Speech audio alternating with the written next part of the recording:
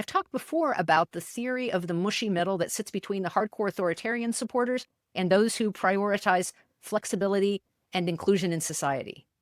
Propaganda energizes its base and both persuades and intimidates the mushy middle to think that authoritarian rule has a lot of support, that the dictator is inevitable, that he guarantees security, and that he has popular support.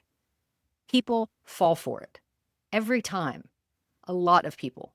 And some of them, yes, are willing to go along with the harm someone like Trump will do, even if they know that carrying out these kinds of harms is wrong. But a lot won't. Unfortunately, the Democrats as a whole are currently not trying to recapture that mushy middle and pull it toward a defense of rights or freedom or government's role in protecting things like healthcare.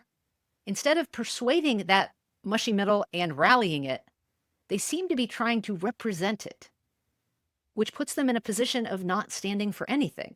What this means is we have to virtue signal, to show up in community meetings, to show up on the streets, to create a wall of virtue signaling that puts pressure on everyone from local mayors to ICE agents and National Guard around the country, and on our elected representatives. Last week, I criticized Ben Smith of Semaphore for refusing to acknowledge that democracy is in jeopardy, or to treat it as a concept to which he owes any coverage as a journalist. One thing I do know about Smith is that when he was at BuzzFeed a decade ago, he backed up his reporters when they were attacked. I think Smith is like a lot of people. He's part of that mushy middle, someone who's willing to shift his priorities according to the current political winds or the current political situation. So thank you for incredible leadership, including getting this group together. Thank you, Bill. That's very nice.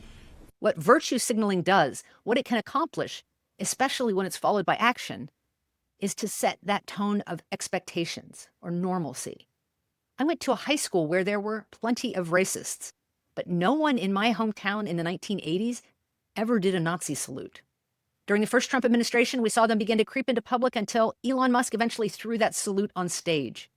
There are countless other examples of how Trump's rhetoric moved the bar and expanded what kind of hateful or discriminatory behavior happened in our schools and our communities. And it turned out that universities and corporations were just as susceptible to influence.